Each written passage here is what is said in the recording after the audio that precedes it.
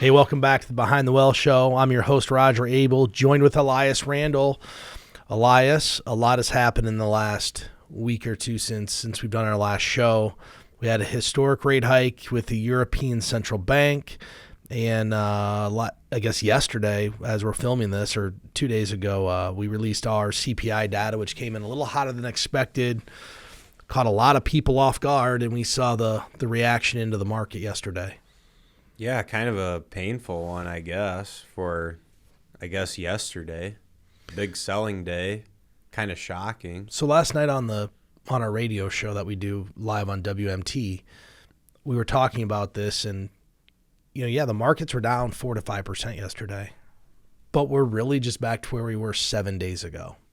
So if we would have had 7 days of sideways markets, nobody would feel like this huge, oh my gosh, something really bad is happening. And what I think happened, and I may or may not be right, people are maybe expecting this CPI number to have peaked and start to come down, and expecting maybe a 50 basis point rate increase here at the next meeting in September.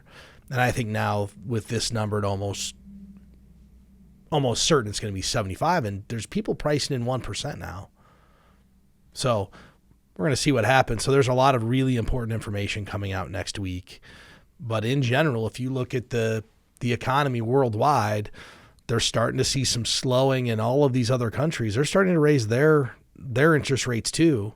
I guess with the ECB, it's called their main refinancing rate. But it was an unprecedented increase for them. And we saw how markets reacted on the 13th to the more than expected inflation.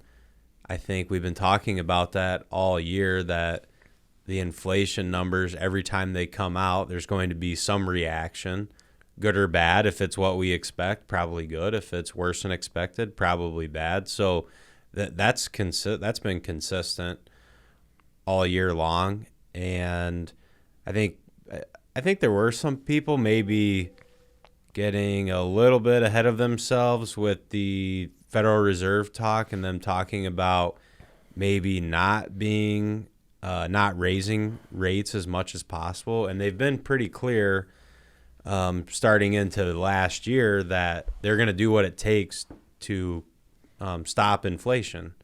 So, there was some talk of a Fed pivot and all that, since probably in the month of July and August. I think that's gone. The days of accommodative monetary policy, those are over. And it's so interesting that we're talking about monetary policy. If you remember back to the election, we talked about, hey, what really affects the markets? Is it the president? Because that was the key thing. And sure, some of the presidents now, past history, they affect some of this policy. But monetary policy is really what moves most markets in a dramatic fashion. And it's what they operate on. Yeah, we operate monthly on numbers that come out and forecasts. And the only thing I feel like with this inflation number is maybe you have to peel back the carrot a little bit, because I can show you numbers where housing is decreasing.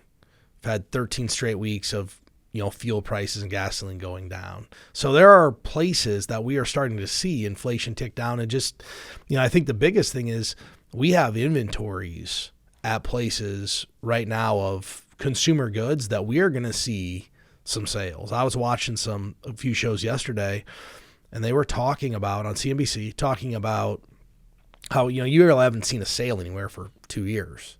There hasn't been a sale on TVs. There's inventory that's going to get blown out this Christmas season. We're going to see sales again.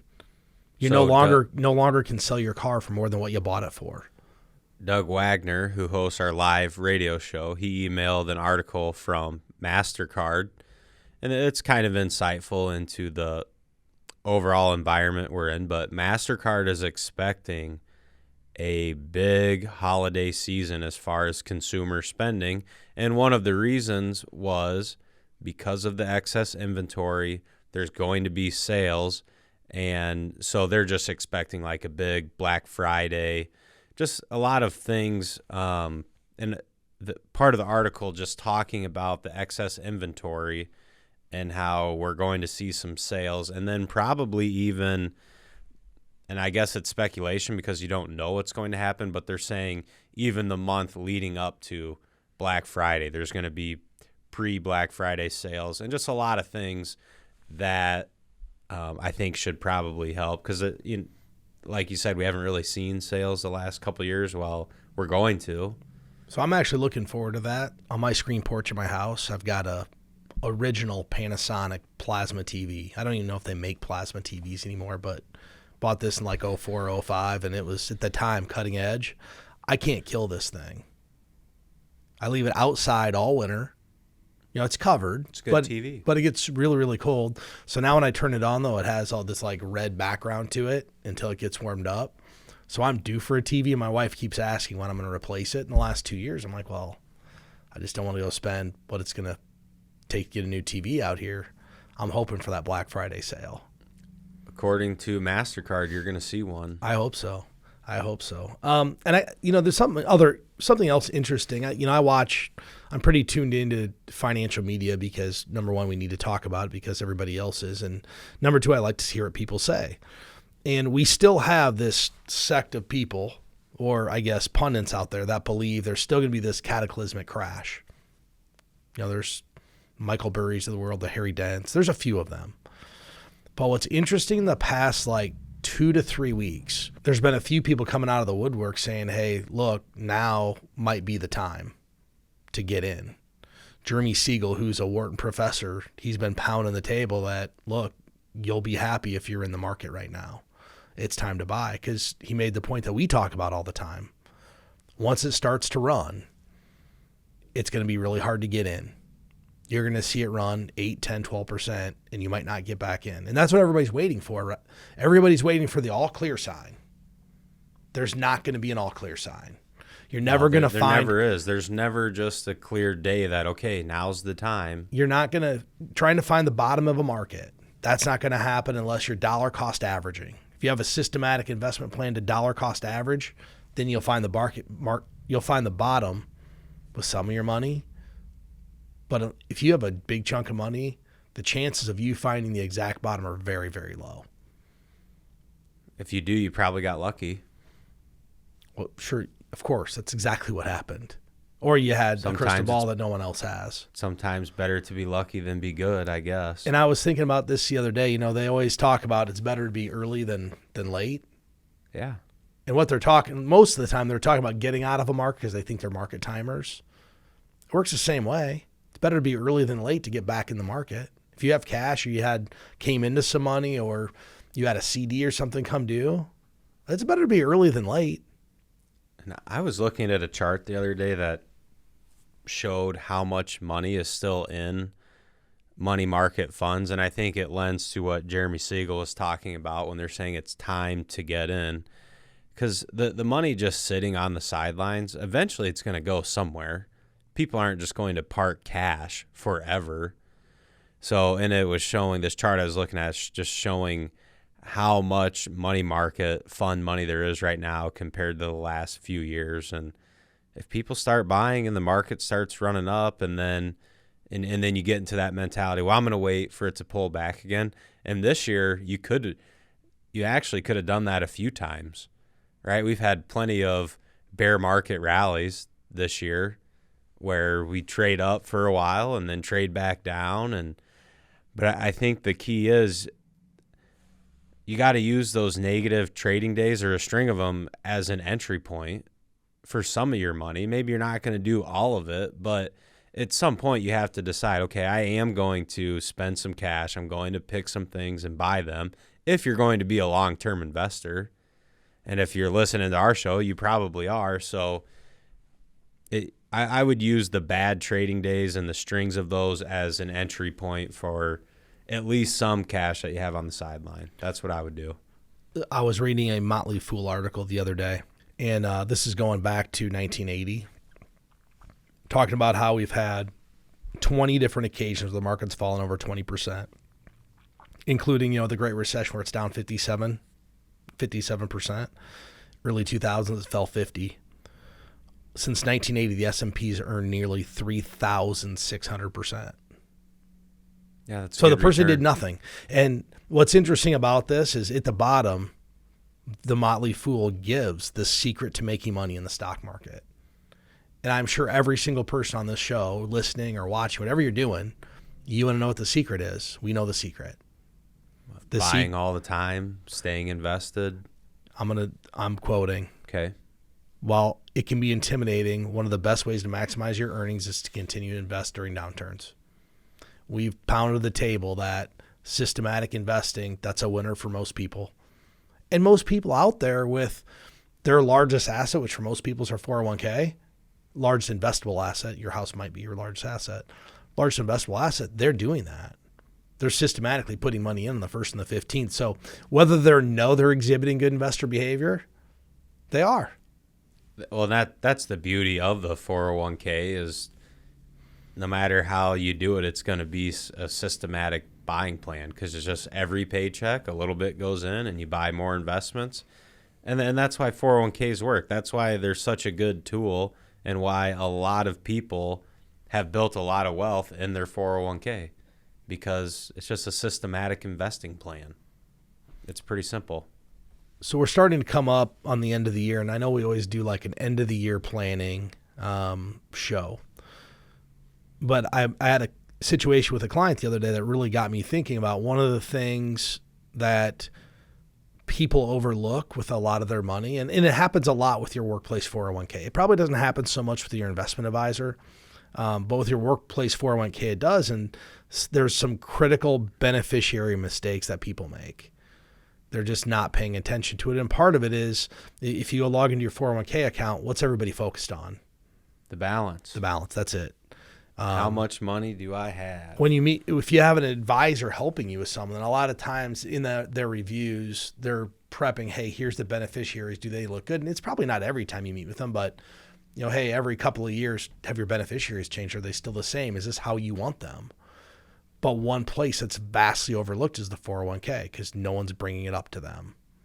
And I know certain situations of people I actually know, they're non-clients, that this has happened to. They passed away and the ex-wife got the money instead of the current wife or the current kids.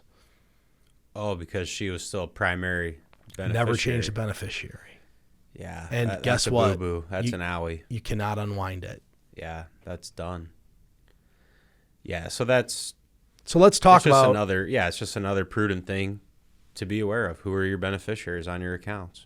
Yeah, so let's talk about that though. Like what are the top mistakes that we see? And the number one mistake is not naming a beneficiary at all.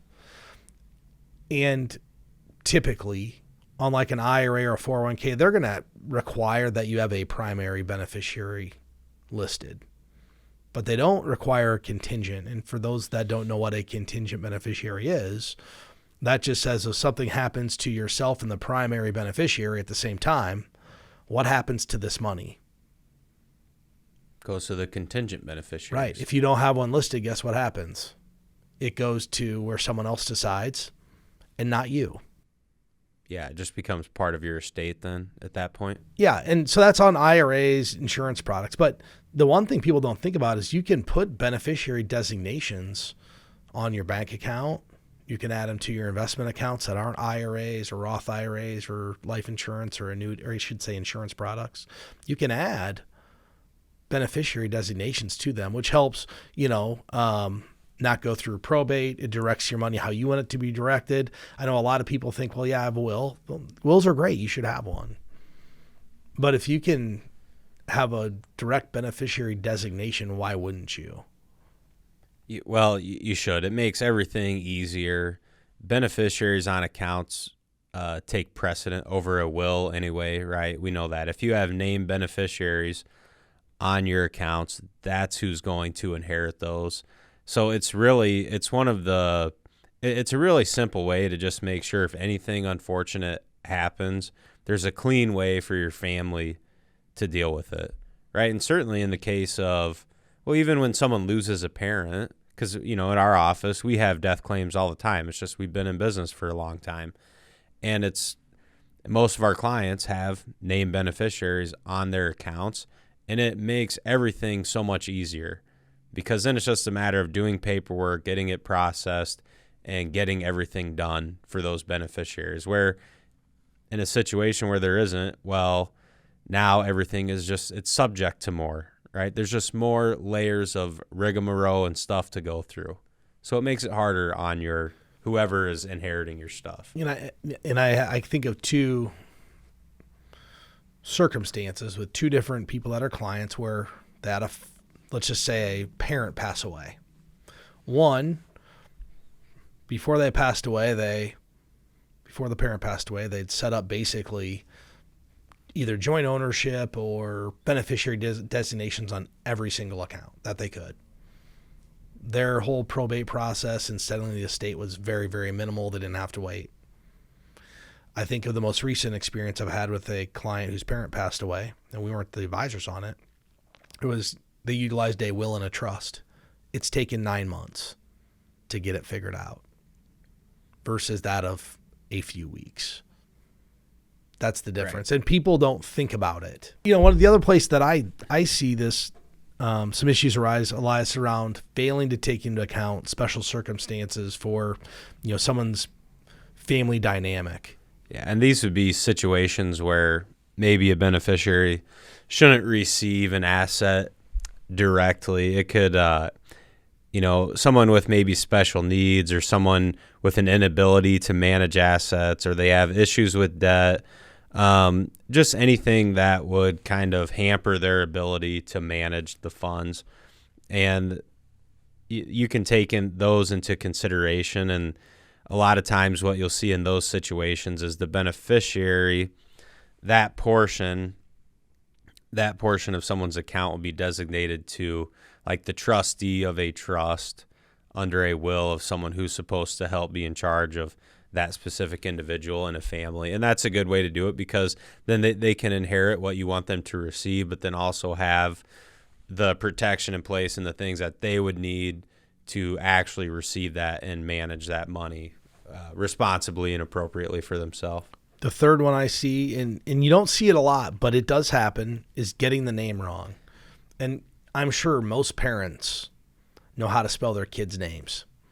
And they're like, oh, I'd never get the name wrong. But what happens are kids get married.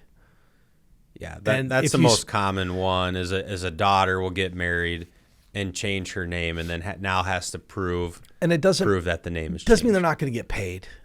It's just making the process more difficult. Yeah, and the reason you have beneficiaries is to make this simple, but if it's not done correctly, or your daughter got married and your beneficiary designation was 6 years ago and your daughter was still under her maiden name, then she's going to have to provide proof, marriage certificate, proof of name change, all that stuff, versus just, you could have just changed the last name and called it good and moved on down the road. So that's a really easy one to get right or fix. Well, and a couple of years ago, we had one that the current name of the beneficiary was her name. 2 names ago. Yeah, it was 2 names ago. So then that was a whole different level of tracking down documents. And some of them were very old, and client wasn't sure exactly even where she kept all that stuff. And here's the thing. If you had a daughter get married, I'm using daughters because typically where you see a name change, I guess it could be the other way too. But if you have a family member get married and their name changes, you should say, hey, we had someone get married and their name changed. Let's update the beneficiary information. It's that simple. Yeah, it is a good thing. We don't necessarily know when people's kids get married or divorced and remarried. Like, if we get invited to the wedding, then we know. We're getting invited to more funerals and weddings now. It's a sad dynamic. 4, forgetting to update your beneficiaries over time. 2 times this, maybe 3 times you'd want to update this, or make sure you do. 1, if you have a child who now is of legal age and they are a beneficiary of yours. I'll never forget this. My parents had my grandparents as their contingent beneficiary when I was like 6. Well, when I was 22, I was reviewing this, 23, I guess, reviewing this with my parents, and I'm an only child. They still had grandma and grandpa as the beneficiary. I'm like, you can change that now. I'm of legal age. But people don't think about it. If you've been at Rockwell for 35 years, you may not have checked your beneficiary designations. because you check your balance. So easily. That's one. When you get kids of legal age. 2, somebody gets married. And 3, the other time to really check it is if you get a divorce. You want to make sure the money's going to where you want it to go to. And once again, it's very easy to forget about the workplace retirement plan in doing that. And then 5, where we see mistakes, is not reviewing your beneficiary choices with legal planners or financial advisors. That's really the best way to make sure your beneficiaries are right.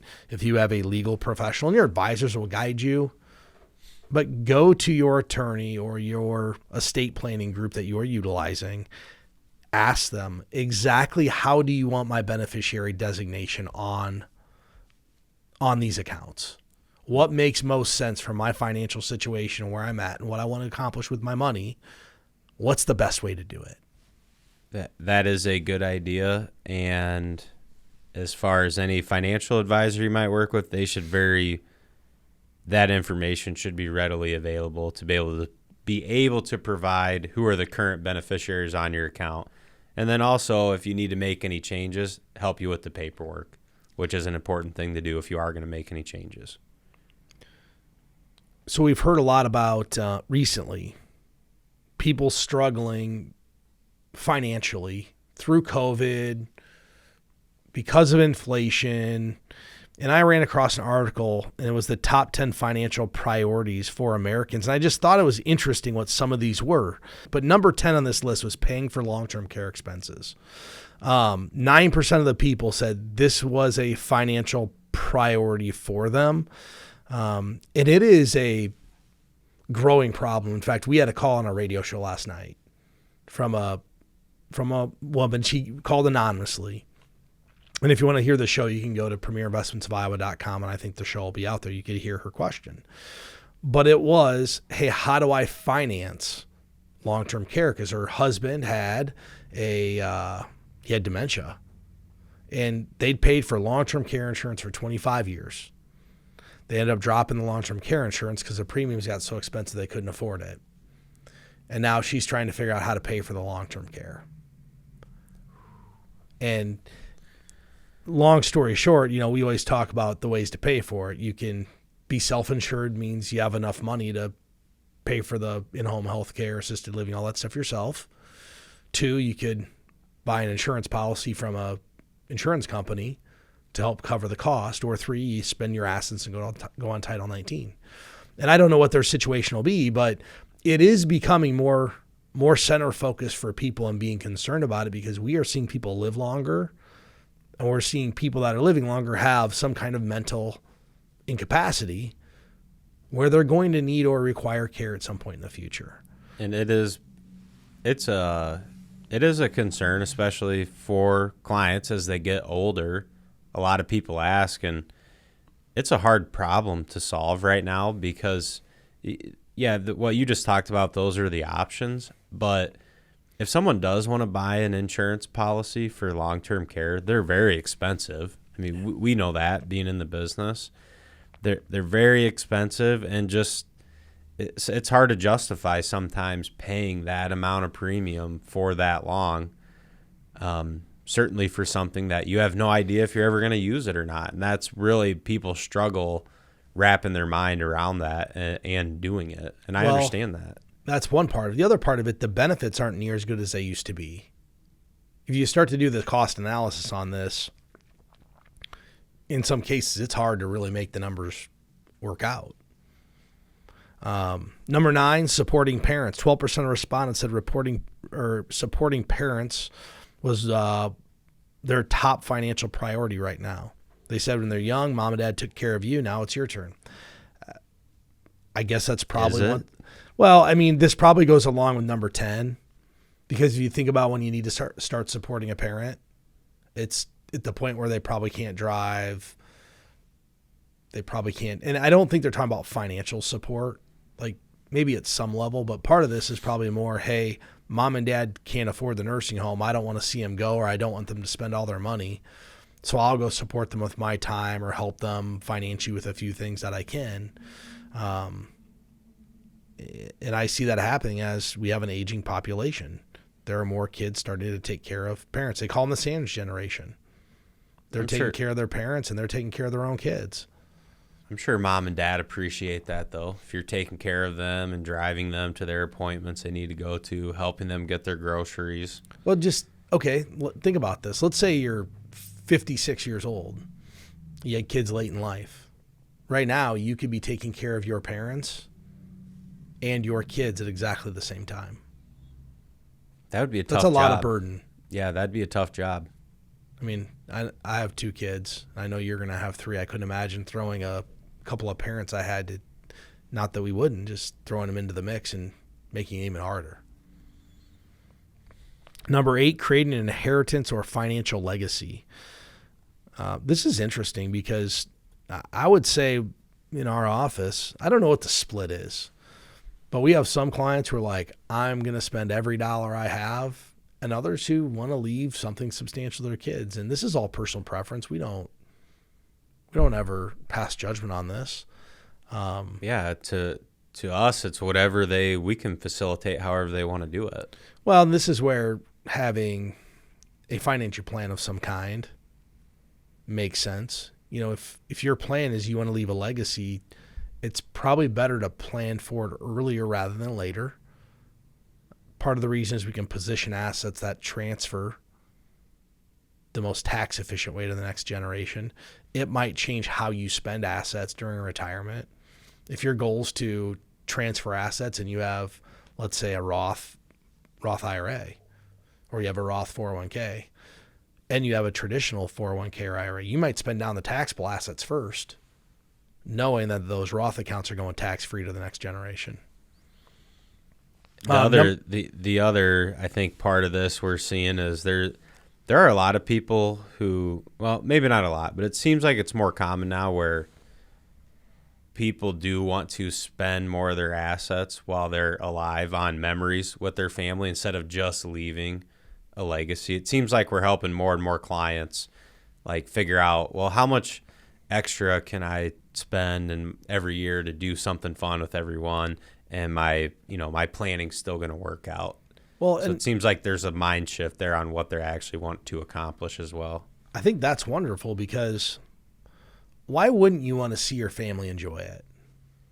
Why wouldn't you want to say, hey, my grandchild needed a down payment for a house and we're never going to spend all this, and you gave them the down payment for their house, and see the joy in their face and watch them enjoy it while you're alive, because you're not going to see them enjoy it when you're deceased, and they're going to enjoy it. The average inheritance lasts 18 months.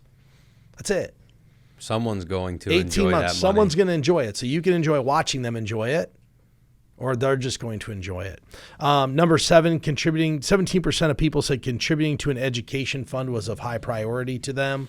That doesn't surprise me based upon all of the things that are in the news about the student loan, the debt forgiveness, and just the overall cost of what college is.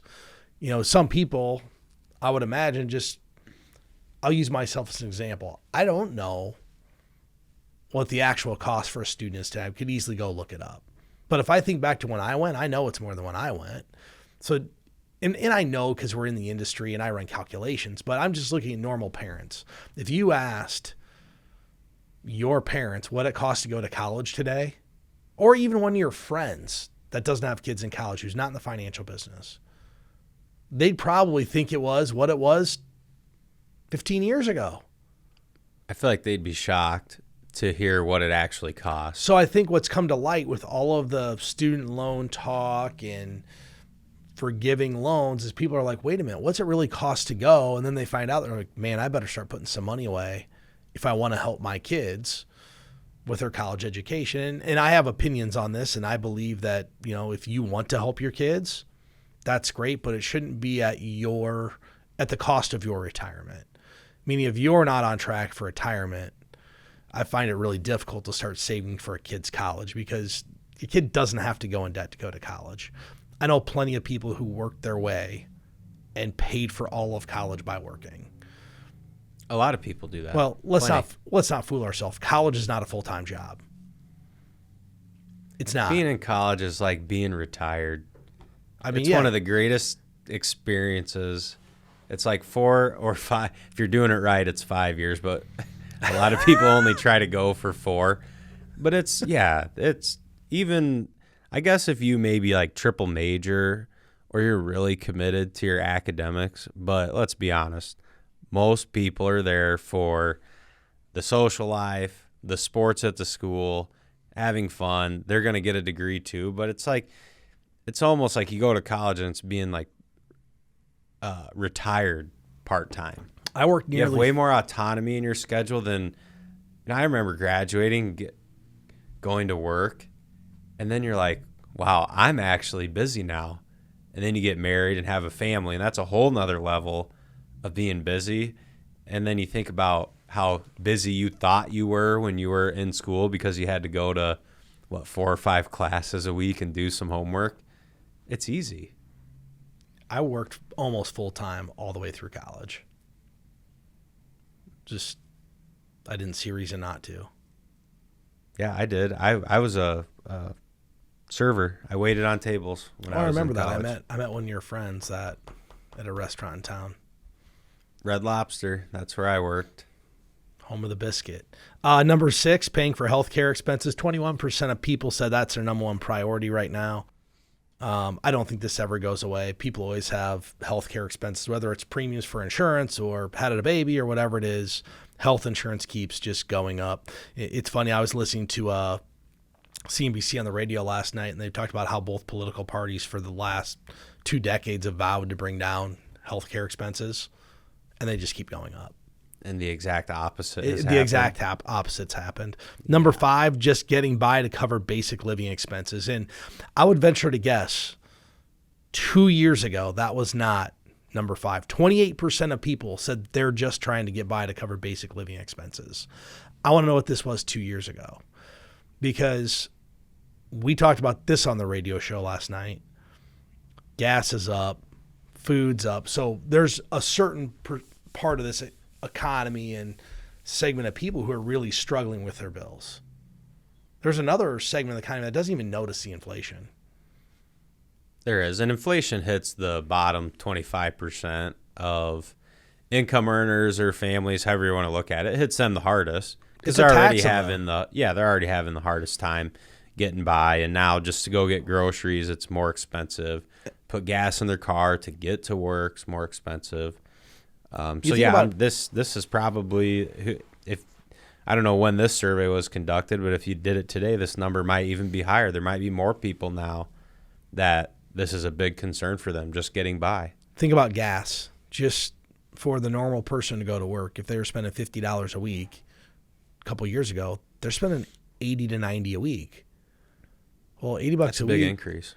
Well, I mean, $30 a week, that's 4 weeks, $120. That's probably their cell phone bill.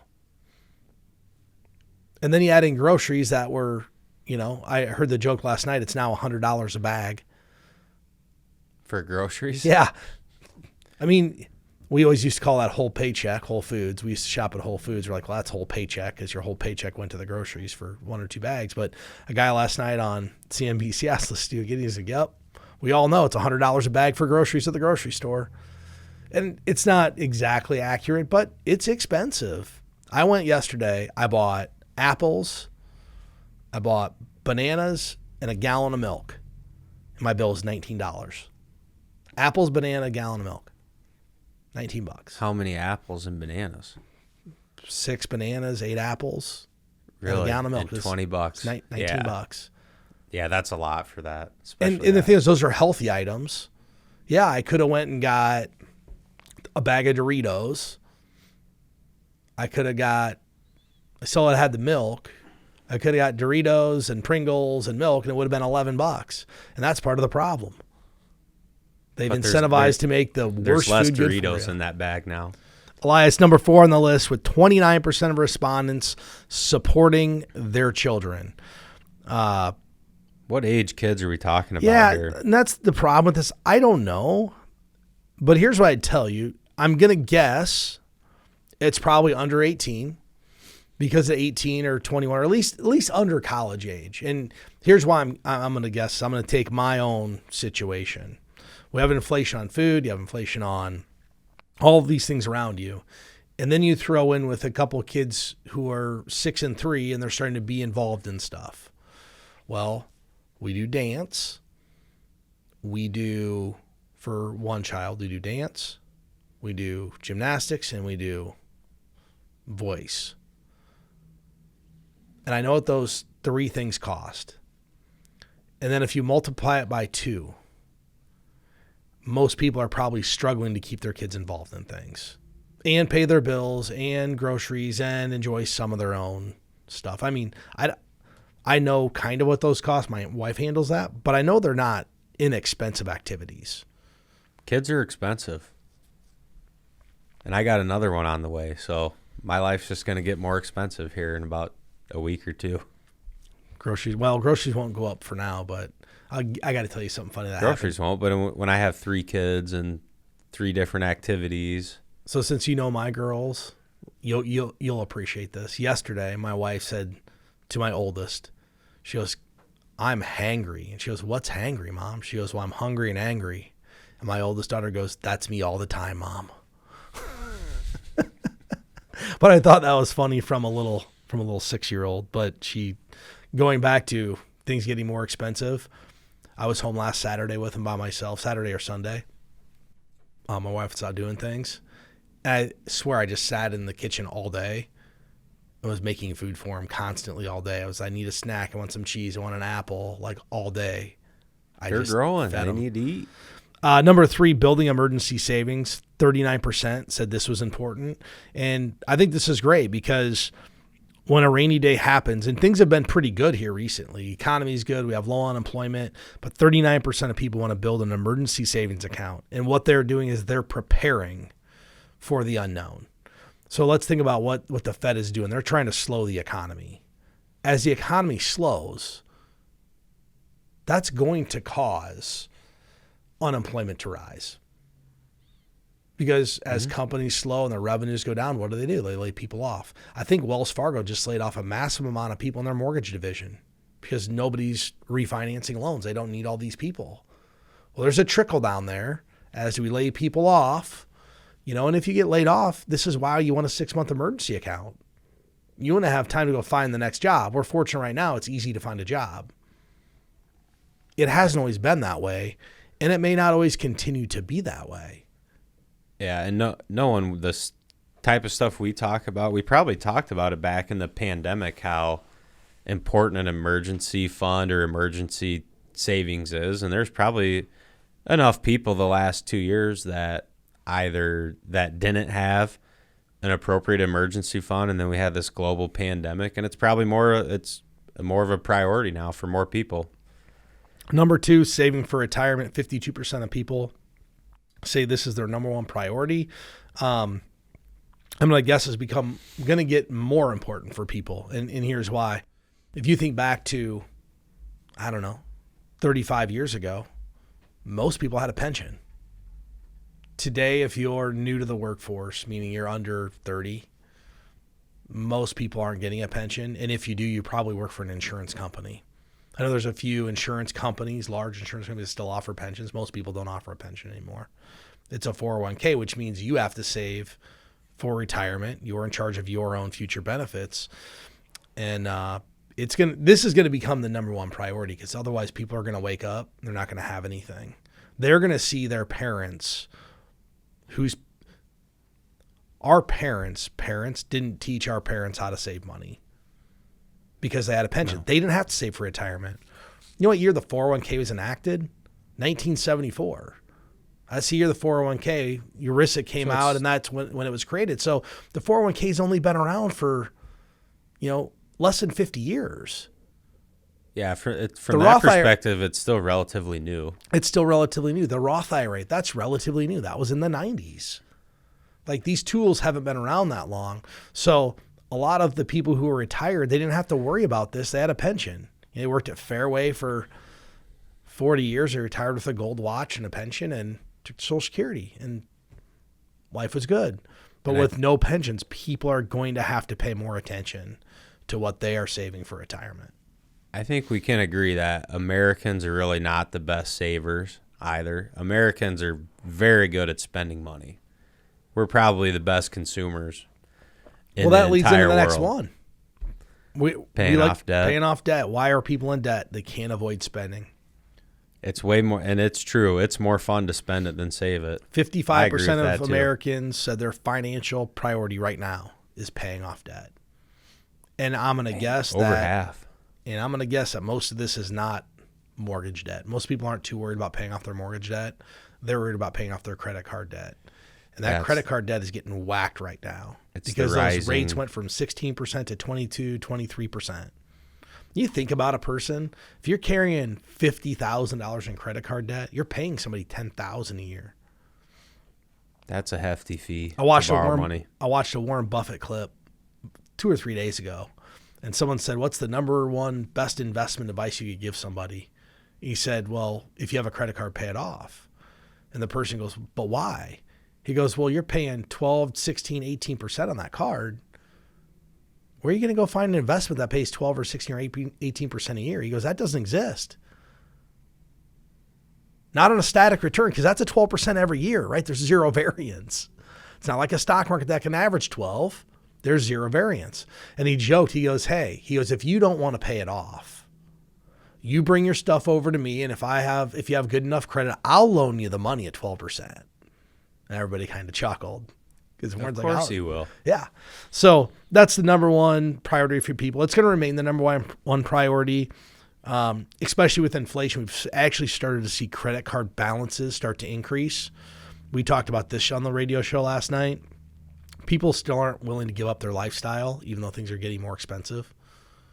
And what I mean by that is they're out seeing their friends on Instagram taking a vacation. They got a new car, a new watch, whatever they got. Things are getting more expensive, and they're not willing to give up all the niceties of life. They're not willing to give up their $9 Starbucks. And guess what they do? They put it on the credit card until it's painful. Let the credit card company finance it. Yep. So with that said, hope everybody takes to heart some of these 10 financial priorities. Maybe pick one or two for yourself that you want to work on. And with that said, do you have anything else to talk about today, Elias? I don't, but everyone, thank you for listening.